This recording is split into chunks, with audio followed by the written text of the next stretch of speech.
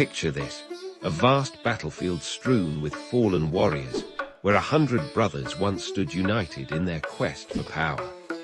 Now, as the sun sets on the 18th day of the Great War, not one remains. This is the story of how the mighty Kauravas met their end, a tale of pride, destiny, and divine justice. The 100 Kaurava brothers, led by the eldest, Duryodhana, had chosen the path of Adharma, unrighteousness. Despite numerous attempts at peace by Krishna and the Pandavas, their pride and greed led them to wage the greatest war ever fought. The consequences of their choices would unfold in the most devastating ways on the battlefield of Kurukshetra.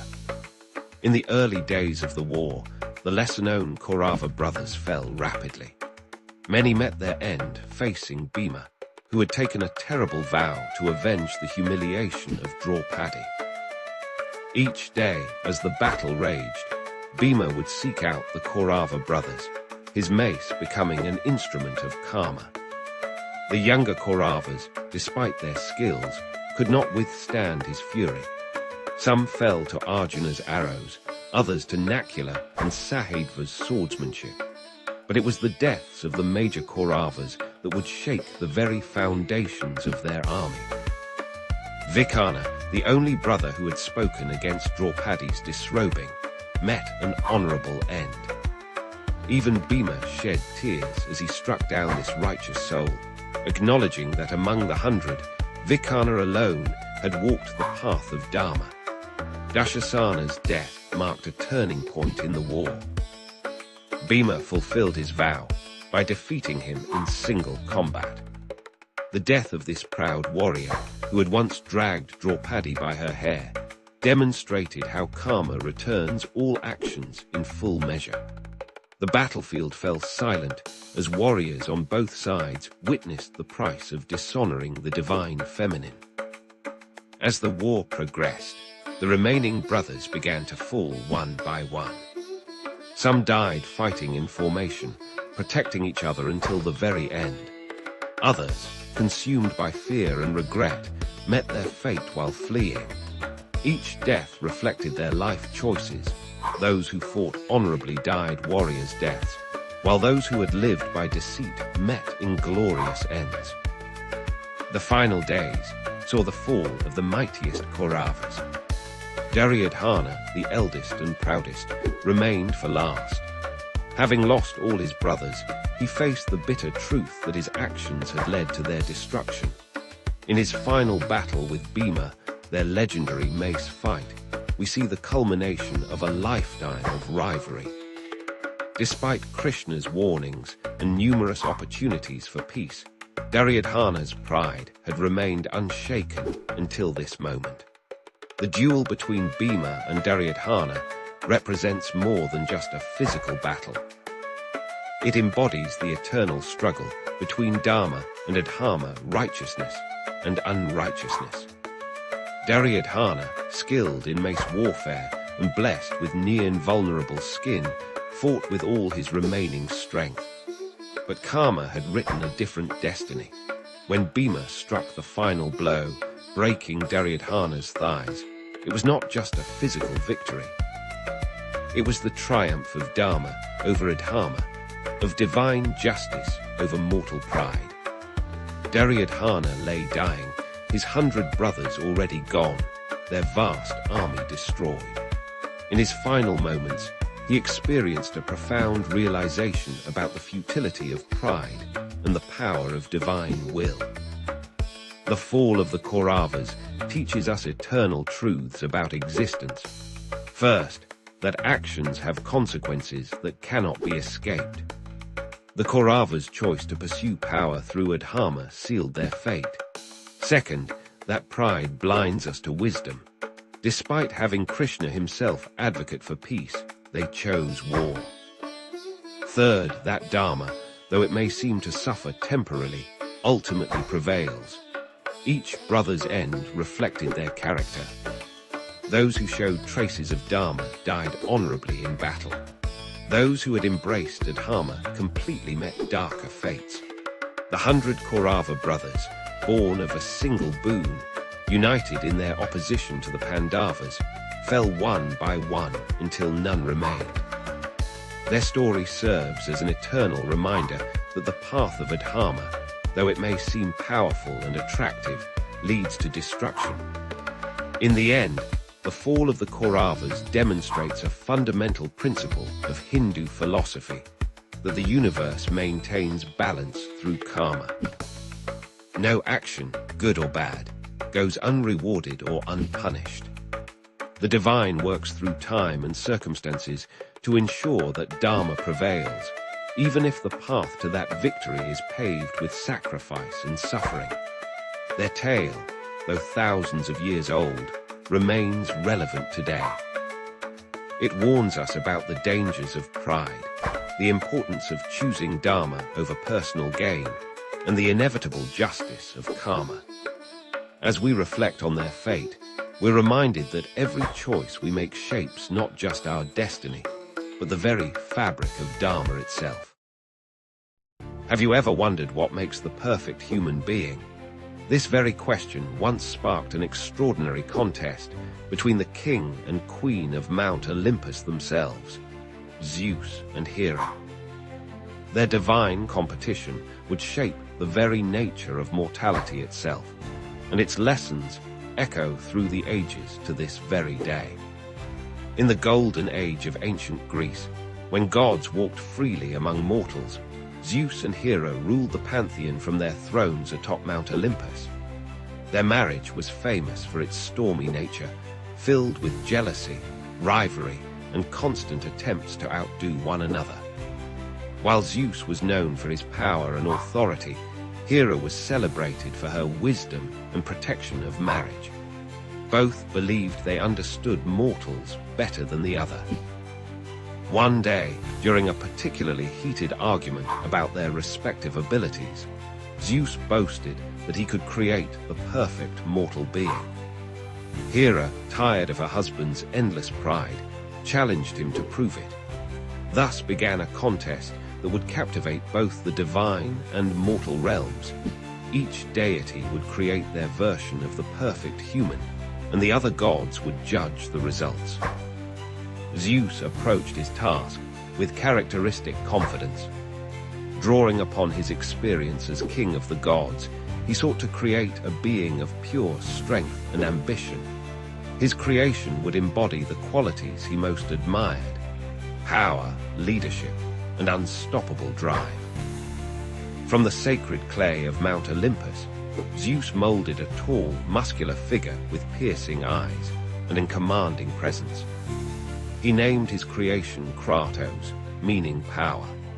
Hera took a different approach.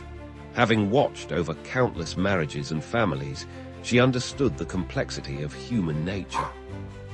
She worked methodically, carefully blending qualities she knew were essential for a truly fulfilled life. Her creation, whom she named Sophia, meaning wisdom, possessed beauty that came from inner grace rather than mere appearance. When both deities unveiled their creations before the assembled gods, the contrast was striking. Kattos stood proud and powerful, radiating strength and authority. His very presence commanded attention, and his voice carried the weight of command. He spoke of grand ambitions, of conquering challenges and achieving glory. Zeus beamed with pride at his creation, certain he had captured the essence of human perfection. Sophia, however, moved with gentle purpose. She spoke not of personal glory, but of understanding, compassion, and the connections between all things. Her wisdom showed in how she listened as much as she spoke, and in her ability to see beyond surface appearances to deeper truths. Hera watched quietly, knowing her creation embodied something more subtle, but no less powerful than raw strength. The gods began their evaluation, observing how each creation interacted with the world around them. Kattos proved himself capable of great achievements, leading others and accomplishing mighty deeds. Yet he struggled with pride, and often found himself lonely at the heights of his success. His strength, while impressive, created distance between himself and others. Sophia demonstrated different gifts. She built bridges between people, solved conflicts through understanding, and showed how true strength often lies in vulnerability and connection. Her influence spread not through force, but through the ripple effects of wisdom shared and kindness shown. She proved that leadership could be quiet yet profound. As the contest drew to its conclusion, something unexpected happened. Kattos and Sophia encountered each other, and their interaction revealed the truth both Zeus and Hera had overlooked. The perfect human being wasn't about embodying either pure strength or pure wisdom. It was about the balance between the two. The assembled gods declared the contest a draw, but the lesson was clear. Humans needed both the ambition of Zeus's creation and the wisdom of Hera's. They required the drive to achieve great things and the heart to do so with compassion. The perfect human wasn't a single ideal, but a constant journey between these complementary forces. This myth teaches us that perfection doesn't lie in extremes, but in balance. Zeus and Hera's contest revealed that human nature is too complex to be reduced to a single set of traits. We are at our best when we combine strength with wisdom, ambition with compassion, and personal achievement with connection to others. The story's influence resonates through Greek art and literature, where heroes are often portrayed struggling between these competing aspects of human nature. It reminds us that our greatest challenge isn't becoming perfect in one way, but finding harmony between our different qualities and potential. Today, as we grapple with questions of human potential and achievement, this ancient tale offers timeless wisdom. The perfect human being isn't created by gods, but emerges through our own journey to balance the many aspects of our nature. In this way, Zeus and Hera's contest wasn't really about creating the perfect human. It was about understanding what makes us perfectly human. Can the love of a father overcome the wheels of destiny? In the great epic Mahabharata, there exists a heart-wrenching tale that explores this very question, the story of Shrewacna, the valiant son of Karna, whose fate was sealed before he drew his first breath. In the vast tapestry of the Mahabharata, Karna stands as one of its most complex characters. Born to Kunti and the sun god Surya, abandoned at birth, and raised by a charioteer, Karna rose to become one of the greatest warriors of his age. But few know the tale of his son Shrewacna, whose life and death would add another layer to Karna's tragic existence. Shrewacna was born to Karna and his wife Vrashali, growing up in the shadow of his father's greatness. From an early age, he showed promise as a warrior, inheriting his father's extraordinary skills in archery and warfare. Like the morning sun reflecting in clear waters, Shrewacna mirrored his father's values of honor, loyalty, and unwavering dedication to truth. But dark clouds had gathered long before Shrewacna's birth. Years earlier, Karna had been cursed by Parashurama, his guru, for concealing his true identity as a kshatriya while learning the sacred arts of warfare. The curse stated that Karna would forget his divine weapons at the moment of his greatest need. However, what Karna didn't know was that this curse would cast its shadow not just on him, but also on his beloved son. As Shrewacna grew into a young man, he became known for his valor and righteousness. He carried himself with the same dignity as his father, earning respect from both allies and enemies. In the courts of Hastinapura, where Karna served as the king of anger and a close friend to Duryodhana, Shrewacna was regarded as a prince worthy of his noble lineage. The winds of war began to blow across Bharatavarsha as tensions between the Pandavas and Kauravas reached their breaking point. As preparations for the great Kurukshetra war began, Shrewacna, now a skilled warrior, stood ready to fight alongside his father. The bond between father and son had grown stronger through years of training, shared values, and mutual respect. But fate had woven a different pattern in its cosmic tapestry. On the 13th day of the war, Shrewacna found himself facing the mighty Arjuna, his father's greatest rival, and unknown to both, his own uncle. The young warrior charged forward with the confidence of youth and the skill of intense training, but destiny had other plans. In that crucial moment, as father and son fought together against Arjuna, the curse of Parashurama manifested itself in an unexpected way. Karna, witnessing his son in danger, reached for his most powerful weapon to protect him. But the curse took effect, making him forget the divine incantations needed to summon his celestial weapons. What followed was a scene of heart-wrenching tragedy. Despite Karna's desperate attempts to protect his son, Shrewacna fell to Arjuna's arrows. The young warrior died in his father's arms, his last words expressing pride in living and dying as Karna's son.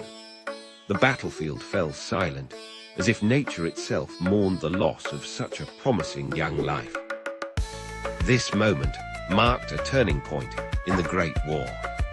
Karna's grief transformed into a burning determination, but the loss of Shrewacna would haunt him until his own death days later. The tragedy exemplified the cruel workings of karma and destiny in the grand narrative of the Mahabharata. The story of Shrewacna teaches us profound truths about the nature of existence in Hindu philosophy. It shows how the threads of karma weave through generations, how the actions of the past shape the present, and how even the mightiest warriors cannot escape their destined path. This tale also illustrates the concept of Dharma in its most complex form. Shrewacna followed his Dharma as a son and warrior, fighting alongside his father even though it led to his death. Karna, torn between his duty as a father and his obligations as a warrior, faced the ultimate test of his principles. The relationship between Karna and Shrewacna reflects the eternal bond between father and son, a love that transcends the boundaries of life and death. Their story reminds us that even in the face of inevitable fate, the dignity with which we face our destiny defines our character. In the grand scheme of the Mahabharata, Shrewacna's death serves as a poignant reminder that war spares no one, that the cycles of karma affect both the mighty and the humble.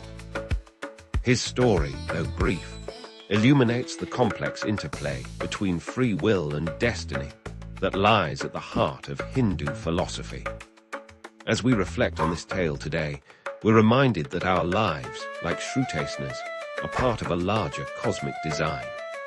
While we may not control our destiny, we can choose how we face it with courage, dignity, and unwavering adherence to our Dharma, just as Shrewacna did in his final moments on the battlefield of Kurukshetra. Have you ever wondered why wine holds such a sacred place in human culture? The answer lies in an ancient tale of divine discovery, where a god's curiosity changed human civilization forever. In the sun-drenched hills of ancient Greece, where gods walked among mortals, lived Dionysus, the divine son of Zeus and the mortal Semele. Unlike his more austere divine siblings, Dionysus possessed an insatiable curiosity about the mortal world and its natural wonders. He spent his days wandering through lush valleys and dense forests, discovering the secrets of plants and their fruits. One particularly memorable autumn day, Dionysus noticed something peculiar. In a secluded grove, he found wild grapes that had fallen into a natural hollow in a rock. The grapes had been crushed under their own weight and left exposed to the warm Mediterranean sun. Intrigued by their transformed appearance, Dionysus approached the hollow. The air was thick with an unfamiliar yet enticing aroma. The crushed grapes had transformed into a mysterious liquid, their juice altered by time and nature's own alchemy. Dionysus, driven by his divine curiosity, tasted the strange liquid. Immediately, his senses awakened to something entirely new, the first wine ever created. The drink filled him with a warm, pleasant sensation. He felt his spirit soar and his mind expand with creative possibilities. This was no ordinary fruit juice. This was something magical, something that could bridge the gap between the mortal and divine realms. Dionysus knew he had discovered something extraordinary.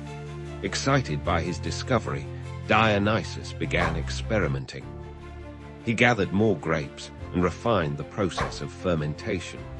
He learned that different varieties of grapes produced unique flavors, and that time played a crucial role in the transformation. Through divine inspiration and patient observation, he mastered the art of winemaking. But Dionysus was not content to keep this discovery to himself. He believed wine could bring moments of divine joy to mortal lives. He began teaching chosen mortals the secrets of viticulture, how to cultivate vines, when to harvest grapes, and the delicate process of fermentation. These first winemakers became his devoted followers, spreading his knowledge throughout the Mediterranean. As wine spread across Greece, it became more than just a drink. It transformed into a symbol of civilization, a crucial element in religious ceremonies, and a catalyst for social bonding. The symposium, a gathering where Greeks would drink wine and engage in philosophical discussions, became a cornerstone of their culture. Wine brought people together, sparked creativity, and helped forge connections between strangers. However, Dionysus also taught an important lesson about responsibility. Wine had the power to elevate the spirit, but it could also cloud judgment when consumed without moderation. This duality became part of his divine nature. He was both the bringer of joy and ecstasy, and a reminder of the need for balance and wisdom. The gift of wine changed how humans celebrated, mourned, and connected with the divine. During festivals honoring Dionysus, people would drink wine and perform elaborate theatrical performances, giving birth to Greek theater. The god's influence extended beyond mere intoxication. He became associated with creative inspiration, religious ecstasy, and the breaking down of social barriers. In ancient Greek art, Dionysus was often depicted crowned with grapevines, holding a thyrsus, a staff topped with a pine cone and wrapped with ivy. His followers, the Maenads and Satyrs, represented the wild and free spirit that wine could unleash. These artistic representations spread throughout the ancient world, influencing cultures far beyond Greece. The legacy of Dionysus's discovery endures to this day. Wine remains a symbol of celebration, communion, and sophisticated pleasure. The ancient Greeks' understanding of wine's dual nature, its ability to both elevate and potentially harm, continues to influence how we approach this divine drink. Every time we raise a glass of wine, we're participating in a tradition that began with a curious god's discovery in a sun-warmed hollow.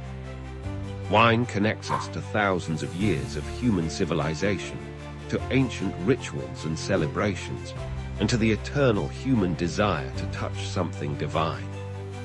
The story of Dionysus and wine reminds us that the most profound discoveries often come from careful observation of nature's mysteries. It teaches us that gifts, especially divine ones, must be approached with both joy and responsibility. In every glass of wine, we can still taste echoes of that first miraculous transformation, when a god's curiosity gave humanity one of its most enduring pleasures. Imagine a time before time itself, when the universe was nothing but endless darkness and swirling chaos. From this primordial void emerged the most powerful and fundamental force of nature, Gaia, the Earth Mother, the very ground beneath our feet and the source of all life as we know it. In the beginning, there was only chaos, a gaping emptiness that contained all possibilities. From this cosmic soup, Gaia arose, bringing form and substance to the formless universe. She was not just another goddess. She was the Earth itself, the living, breathing planet that would become home to gods and mortals alike. Picture Gaia as the ultimate mother figure, vast as the mountains, deep as the oceans, and as nurturing as the fertile soil that gives life to every plant and tree. Without a mate, she gave birth to the sky itself, Uranus, a being as vast and blue as the heavens above. She created the mountains, their peaks reaching toward her son's domain, and the depths of the seas, ruled by her other offspring, Pontus. But Gaia's creative force didn't stop there. With Uranus as her partner, she bore the mighty Titans, 12 powerful beings who would shape the world to come. Among them were Ocean, who would encircle the world with his endless waters, and Rhea, who would become mother to the Olympian gods themselves. She also gave birth to the one-eyed Cyclopes and the 100-handed giants called the Hecatoncheires, creatures of tremendous power and frightening appearance. Yet motherhood brought Gaia both joy and sorrow. Uranus, fearful of his children's power, forced them back into Gaia's womb, causing her tremendous pain. Like any mother protecting her children, Gaia refused to accept this cruelty. She crafted a great sickle from adamant and presented it to her youngest Titan son, Cronus, encouraging him to overthrow his tyrannical father. This act set in motion a cycle of divine succession that would shape the future of the cosmos. Cronus used the sickle to castrate Uranus, separating heaven from earth and becoming the new ruler of the universe. From Uranus's blood spilled upon Gaia arose new beings, the giants, the ash tree nymphs called the Meliae, and the fearsome Erinyes, the Furies who would forever pursue those who committed crimes against family. But the cycle of power and rebellion wasn't over. When Cronus began swallowing his own children to prevent them from overthrowing him, Gaia once again intervened. She helped Rhea hide her youngest child, Zeus, ensuring his survival. Zeus would eventually grow up to lead a rebellion against Cronus, establishing the reign of the Olympian gods we know from classical mythology. Throughout these cosmic struggles, Gaia remained a force of both creation and destruction. When the Olympians established their rule, she gave birth to her last and most fearsome offspring, Typhus, a monster of unprecedented power who nearly overthrew Zeus himself. This wasn't an act of pure malice, but rather Gaia's way of maintaining balance, testing each new regime to ensure they were worthy of their power. Even after the age of cosmic battles ended, Gaia's influence continued. The ancient Greeks understood her as the source of prophetic wisdom, believing that her connection to the very foundations of existence gave her unique insight into the future. The oracle at Delphi was said to have originally belonged to her before passing to Apollo. In every tree that reaches toward the sky, every spring that bubbles up from the ground, and every mountain that pierces the clouds, the Greeks saw Gaia's continuing presence. She was the force that made crops grow, the power that caused earthquakes when angered, and the eternal mother who received all living things back into her embrace upon death. Today, Gaia's legacy lives on not just in mythology, but in how we understand our relationship with the natural world. The modern Gaia hypothesis, which suggests that Earth's living and non-living components form a complex interacting system that maintains the conditions for life, draws its name from this ancient goddess who first embodied the idea of Earth as a living, conscious entity. As we face modern environmental challenges, Gaia's myth reminds us of our deep connection to the earth and our responsibility to maintain harmony with the natural world. She teaches us that power must be balanced with wisdom, that creation and destruction are part of the same cycle, and that the earth itself is not just our home, but our mother, deserving of our respect, protection, and reverence.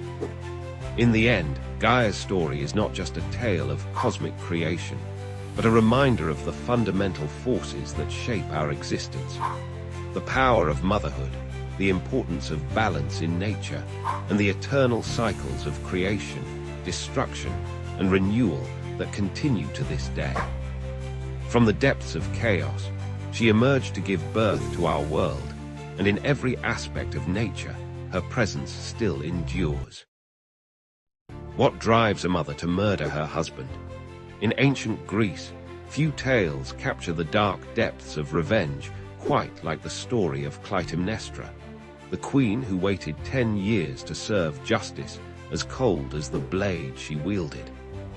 Our story begins in Mycenae, a mighty fortress city of ancient Greece, where Queen Clytemnestra ruled alongside her husband, King Agamemnon. Their marriage was once a happy one, blessed with 4 children, including their beloved daughter Iphigenia. But the gods had other plans, and their family's peace would soon shatter like a clay vessel dropped from Olympus itself. When Agamemnon's brother Menelaus lost his wife, Helen, to the Trojan prince Paris, all of Greece prepared for war. 1,000 ships gathered at Aulis, ready to sail for Troy. But the winds refused to blow. Day after day, the massive fleet sat motionless on still waters, as if Poseidon himself held them in contempt. Desperate for answers, Agamemnon consulted the prophet Calchas, who delivered devastating news. The goddess Artemis demanded a sacrifice, Agamemnon's own daughter, Iphigenia. Only her blood could appease the goddess and grant favorable winds for the journey to Troy. Faced with an impossible choice between his daughter and his duty as commander of the Greek forces, Agamemnon made a decision that would seal his fate. He lured Iphigenia to Aulis under the false pretense of marriage to the great warrior Achilles. Instead of a wedding, the young princess found herself on an altar, her own father holding the knife that would end her life. When news reached Clytemnestra of her daughter's death, something broke within her. The loving wife transformed into an instrument of vengeance, her heart hardening like bronze in a smith's forge. For 10 long years, while Agamemnon fought at Troy, she planned her revenge with meticulous precision. During those years of waiting, Clytemnestra found solace in the arms of Aegisthus, Agamemnon's cousin who harbored his own grudge against the king. Together, they ruled Mycenae, preparing for the day when the victorious king would return from war. That day finally arrived in a blaze of triumph. Agamemnon came home as a conqueror, bringing with him Cassandra, a Trojan princess blessed with prophecy, but cursed to never be believed. The citizens of Mycenae celebrated their king's return, but Clytemnestra's smile masked darker intentions. She welcomed her husband with false warmth, ordering servants to lay out purple tapestries fit for a god. Agamemnon, perhaps sensing the impropriety of walking on such luxury, initially refused. But Clytemnestra's persuasive words wore down his resistance, and he strode into his palace like a man walking to his own funeral. In what followed, Clytemnestra revealed the full measure of her vengeance. As Agamemnon bathed, celebrating his homecoming, she trapped him in a net and struck him down with an axe. Cassandra, who had foreseen this bloody end but could do nothing to prevent it, met the same fate. Standing over her husband's body, Clytemnestra declared her act one of justice, not mere murder. She had avenged her daughter, paying blood with blood as the ancient laws demanded. The chorus of citizens, though horrified, could not deny the terrible logic of her revenge. But violence begets violence in the world of Greek tragedy. Clytemnestra's act of vengeance would have far-reaching consequences, especially for her remaining children. Her son Orestes, who had been sent away as a child, would eventually return to avenge his father, continuing the cycle of bloodshed that seemed to curse the house of Atreus. This tale, immortalized in Aeschylus's trilogy, The Austere, speaks to timeless themes that still resonate today. It explores the conflict between justice and revenge, between family loyalty and civic duty, between divine law and human law. Clytemnestra stands as one of literature's most complex characters, a grieving mother, a betrayed wife, a calculating queen, and a ruthless avenger. The story challenges us to consider difficult questions about justice and vengeance. Was Clytemnestra justified in her actions? Does one crime excuse another? Can the cycle of violence ever truly end? These questions haunted the ancient Greeks just as they trouble us today. The influence of this tale extends far beyond ancient Greece. It has inspired countless works of art, literature, and drama across the centuries. Modern adaptations continue to explore its themes, finding new relevance in its examination of justice, gender roles, and the devastating impact of violence on families and societies. In the end, Clytemnestra's story reminds us that revenge, though sweet in the moment, often bears bitter fruit.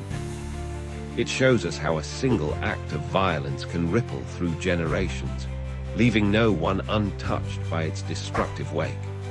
Perhaps most importantly, it warns us that justice, when pursued without mercy, can become indistinguishable from the very crimes it seeks to punish. Have you ever wondered who invented the first game of chance? The answer lies not in the smoke-filled backrooms of medieval taverns, but in the gleaming halls of Mount Olympus itself, where Titch, the goddess of fortune, first introduced mortals to the thrilling world of gambling. In ancient Greece, where gods walked among mortals and fate intertwined with daily life, Titch stood as a unique figure among the pantheon. Neither wholly benevolent nor malicious, she embodied the unpredictable nature of fortune itself. With her cornucopia in one hand and a ship's rudder in the other, she guided the destinies of both gods and mortals through the uncertain waters of chance. The story begins in the bustling city-state of Corinth, where Titch was particularly revered. According to ancient tales, she observed how humans constantly sought ways to glimpse their futures and understand the will of the gods. Some consulted oracles, others read omens in bird flights, but Titch saw an opportunity to teach mortals a profound lesson about the nature of fate itself. One moonlit night, she appeared to a group of merchants in the Agora of Corinth. These weren't ordinary traders. They were known for their clever minds and endless debates about destiny and free will. Titch approached them in the form of a mysterious woman, her face partially concealed by a shimmering veil, carrying what appeared to be simple pieces of bone. "You seek to understand the ways of fate," she told them, her voice carrying the weight of divine authority. "Yet you fail to grasp its true nature. Let me show you how fortune truly works." With these words, she revealed the first dice ever created, carved from the knucklebones of a celestial deer that roamed the slopes of Mount Olympus. Titch taught the merchants the first games of chance, showing how the dice could fall in different ways, each representing a different outcome. She explained that just as in life, players could make choices, but the final result always contained an element of uncertainty. The merchants were captivated, spending the entire night learning various games under her guidance. As word spread throughout Greece, more and more people began crafting their own dice and developing new games. Titch's invention quickly became more than mere entertainment. It evolved into a mirror of life itself. The Greeks saw in these games a perfect metaphor for human existence, a delicate balance between skill and chance, choice, and fate. But Titch's lesson didn't stop with dice. She gradually introduced other games of chance to the mortals. She taught them to draw lots, inspired the creation of early playing cards, and even suggested the first betting games. Each new game carried its own symbolic meaning, teaching different aspects about fortune's fickle nature. The goddesses' games spread from Greece across the ancient world. In Sparta, soldiers used them to teach strategic thinking. In Athens, philosophers incorporated them into discussions about free will and determinism. Even the oracles of Delphi sometimes used Titch's dice to provide answers to seekers, believing they carried divine wisdom. However, Titch's gifts came with a warning. She appeared in dreams to those who became too obsessed with gambling, reminding them that the games were meant to teach wisdom, not feed greed. She cautioned that while chance could bring great fortune, it could just as easily take it away. The wise, she counseled, would understand that life, like her games, required both prudent judgment and acceptance of uncertainty. The influence of Titch's games extended far beyond ancient Greece. The Romans later adopted her as Fortuna, spreading gambling games throughout their vast empire. From the dice games of Roman legionaries to the elaborate gambling houses of Pompeii, her influence shaped how ancient peoples understood and interacted with chance. Today, whenever someone rolls dice, shuffles cards, or places a bet, they're participating in an activity whose divine origins trace back to Titch's ancient lesson. Modern casinos, with their promises of fortune and risk, still echo the fundamental truths she sought to teach. That life is a mixture of skill and chance, that fortune favors the bold but humbles the reckless.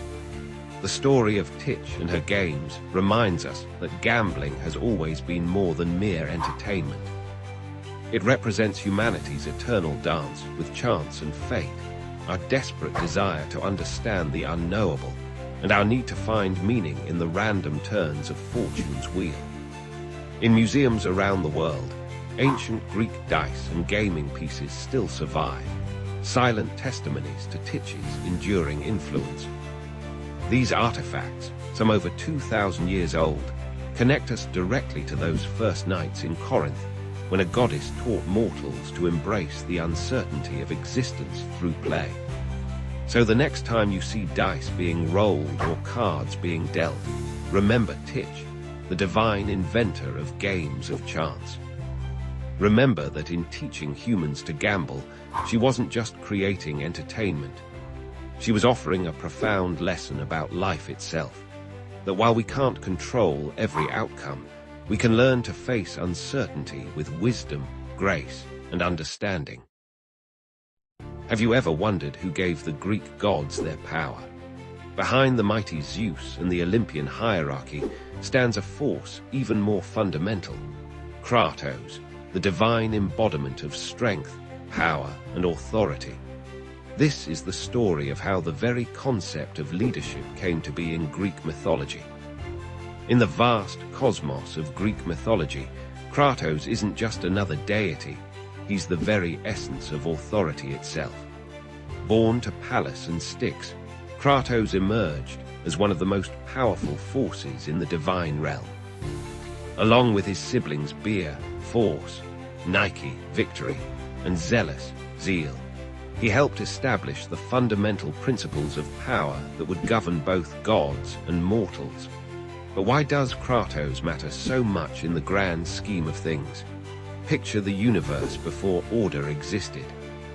Chaos reigns supreme, with no structure or hierarchy to guide divine or mortal affairs. The ancient Greeks believed that without Kattos, there would be no foundation for leadership, no basis for authority, and no system to maintain cosmic order. When Zeus challenged the Titans for control of the universe, it was Kattos who played a pivotal role. The ancient texts tell us that Kattos, along with his siblings, was among the first to pledge allegiance to Zeus. This wasn't just a simple act of taking sides. It was a fundamental moment that established the very concept of divine authority. By choosing Zeus, Kattos essentially created the template for all future power structures. Think of Kattos as the divine architect of authority. He didn't just support Zeus's rise to power, he helped create the entire system that made leadership possible. Through his influence, the Greeks came to understand that true authority requires both strength and legitimacy. This wasn't about brute force alone. It was about creating a sustainable system of governance. The myths tell us that Kattos became Zeus's enforcer, carrying out the king of gods' commands with unwavering dedication. When Zeus needed to punish Prometheus for stealing fire, it was Kattos who led the charge. This famous myth shows us how authority systems work.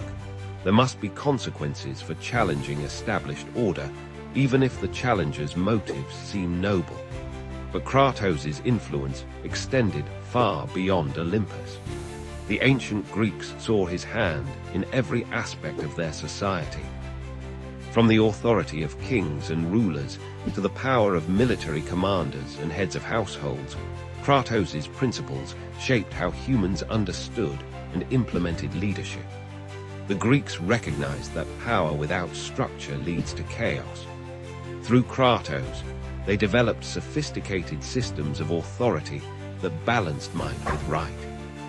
City-states established laws, councils made decisions, and leaders earned their positions through merit and divine favor, all reflecting Kattos' influence on how power should be wielded. This system wasn't perfect, just as no human institution is perfect. The myths show us countless examples of power struggles, challenges to authority, and the consequences of both good and bad leadership. Yet the fundamental principles established by Kattos remained. Authority must be both strong and legitimate to endure. The legacy of Kattos extends into modern times. When we talk about checks and balances, legitimate authority, or the social contract, we're drawing on concepts that the ancient Greeks first explored through their understanding of Kattos. Even today's political systems reflect this ancient wisdom about how power should be structured and maintained. Kattos teaches us that true authority isn't just about having power, it's about using that power wisely and justly. The Greeks understood that leadership requires a delicate balance between strength and wisdom, force and fairness. Through Kattos, they created a model of authority that continues to influence how we think about leadership today. In our modern world, as we grapple with questions of leadership and authority, the lessons of Kattos remain relevant. Who has the right to lead? How should power be distributed? What makes authority legitimate? These are questions that the ancient Greeks explored through their myths, and they're questions we still wrestle with today. Kattos' story reminds us that power structures don't just happen by accident. They're created and maintained through conscious effort and careful balance. Whether in ancient Greece or the modern world, effective leadership requires more than just strength. It needs legitimacy, wisdom, and the support of those being led. As we conclude our journey through this fundamental aspect of Greek mythology, remember that Kattos' influence extends far beyond ancient tales. Every time we participate in organized society, elect leaders, or follow established rules, we're participating in systems that trace their origins back to these ancient concepts of authority and power. The next time you think about leadership or authority, remember Kattos. Behind every successful system of governance, every effective leader, and every stable society, you'll find echoes of the principles he established at the dawn of Greek mythology. Some forces truly are timeless, and the power of Kattos continues to shape our world today. Time halts at the edge of terror, freezing flesh into stone and fear into silence. In the myths of ancient Greece, this was not metaphor, but fate, a stillness cast by gods and monsters upon those who stepped beyond the bounds of mortal reverence. In ancient Greece, this wasn't just a frightening thought. It was a very real fate that awaited those who dared to challenge the gods or gaze upon the forbidden. The power of petrification, the ability to turn living beings into stone, was one of the most dreaded supernatural abilities in Greek mythology. It represented not just death, but eternal imprisonment in a mineral prison, forever conscious yet forever still. This fascinating and terrifying power appears throughout Greek mythology, weaving tales of hubris, punishment, and transformation. Let's begin with the most famous wielder of this power, Medusa, the Gorgon whose very gaze could turn flesh to stone. But Medusa wasn't always a monster. Once, she was a beautiful priestess of Athene, with flowing locks that caught the eye of Poseidon himself. Their encounter in Athene's temple, whether consensual or not, so enraged the goddess that she transformed Medusa's beautiful hair into writhing snakes and cursed her with a petrifying gaze.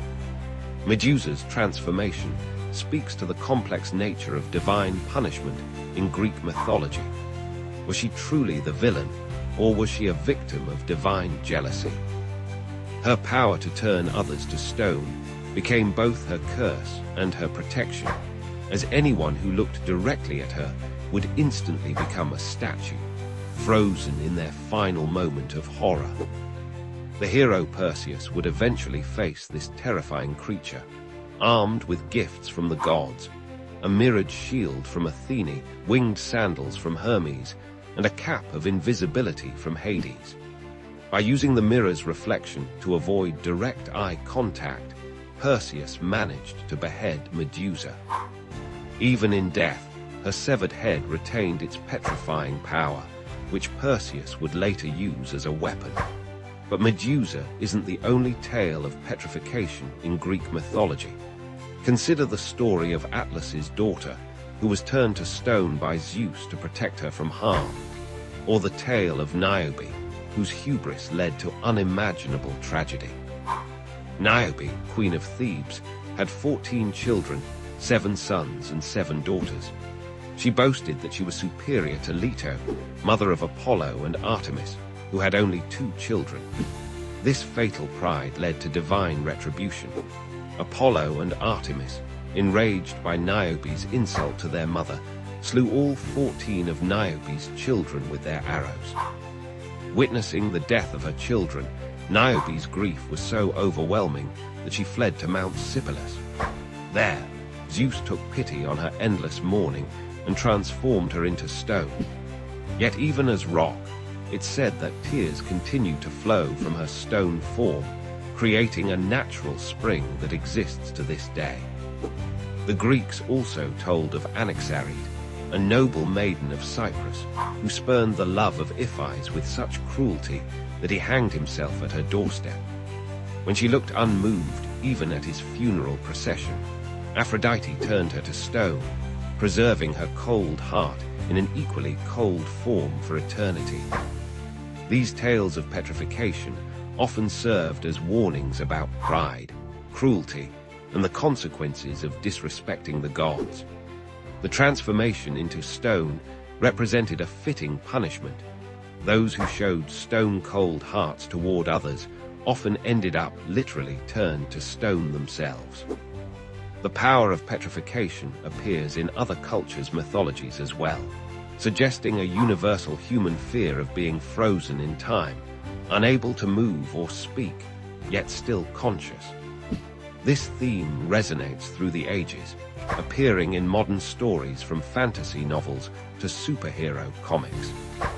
In ancient Greek art, petrified figures were depicted with extraordinary detail, capturing the moment of transformation between flesh and stone. These artworks often showed the horror and anguish of the transformation, serving as powerful reminders of the gods' authority and the consequences of human hubris. The psychological impact of petrification myths continues to fascinate us today. The idea of being conscious, yet unable to move taps into primal human fears. It represents a fate worse than death, eternal awareness, without the ability to interact with the world around you.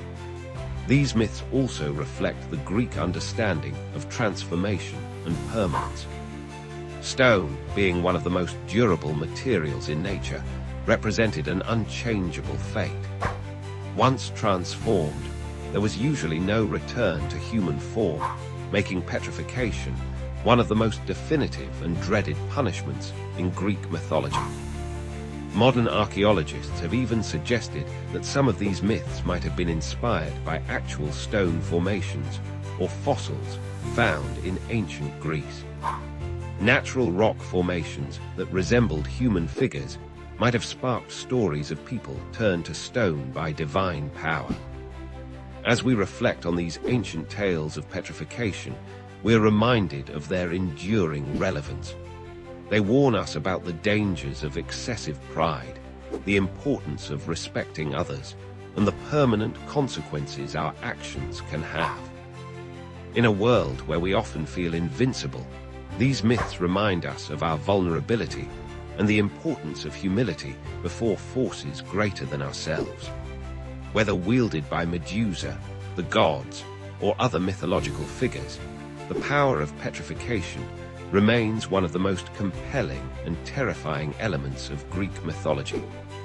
It continues to captivate our imagination, reminding us that sometimes the most frightening fate isn't death, but the eternal stillness of stone. Have you ever gazed at the night sky and wondered why the moon waxes and wanes? The ancient Hindu texts reveal a fascinating tale of love, jealousy, and cosmic consequences that gave birth to the celestial constellations we see today. In the vast cosmic dance of creation, Daksha Prajapati, one of the primary creators of the universe, had 27 daughters of unparalleled beauty. These maidens possessed grace that could enchant even the celestial beings. Their father arranged their marriage to Chandra, the moon god, known for his mesmerizing brilliance and divine charm.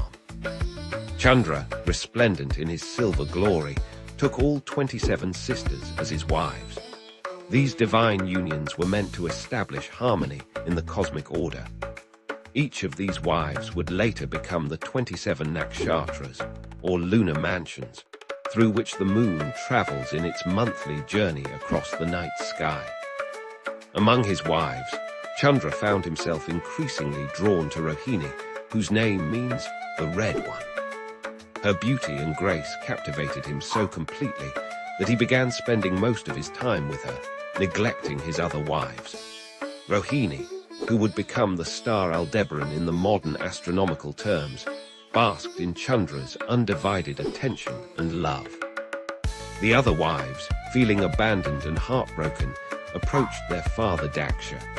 They wept as they shared their sorrow, speaking of lonely nights while Chandra remained in Rohini's mansion. These daughters, who would become stars like Ashwini, Bharani, Kritika, and others, sought justice from their powerful father.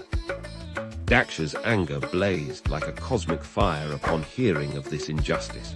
He summoned Chandra to his celestial court and spoke words that would forever change the moon's nature.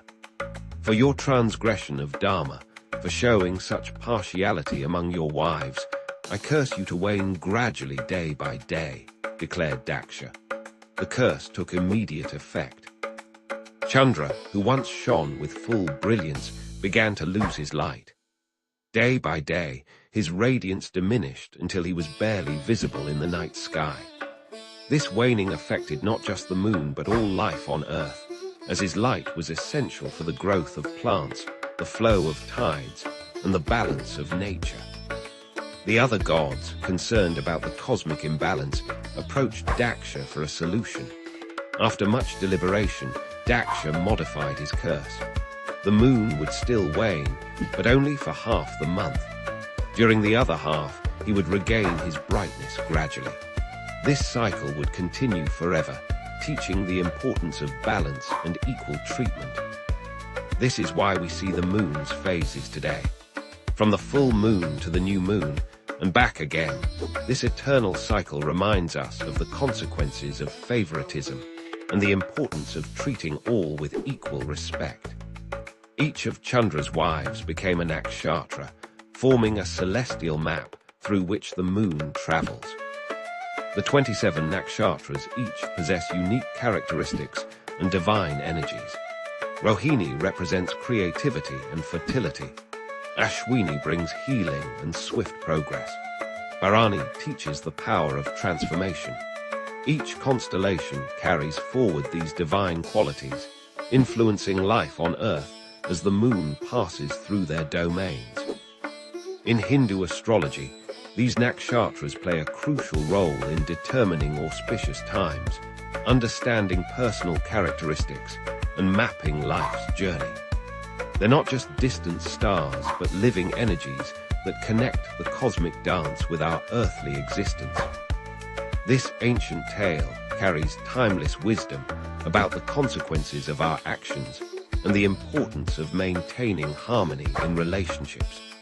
Just as the moon must travel through all 27 constellations, we too must learn to balance our attention and affection in our relationships. The next time you observe the moon's changing phases, remember this divine drama that unfolds eternally in the night sky. Each phase tells a story of love, justice, and cosmic balance. The waning moon reminds us of the price of partiality, while the waxing moon speaks of hope and restoration. In this grand celestial design, we find a profound truth. Everything in creation is interconnected. The moon's journey through the nakshatras maintains cosmic harmony, influences Earth's rhythms, and guides human destiny. This eternal cycle, born from a tale of divine love and celestial justice, continues to illuminate our nights and inspire our understanding of the cosmic order. May this ancient wisdom help us navigate our own paths with greater awareness and balance, just as the moon navigates the eternal dance of the nakshatras.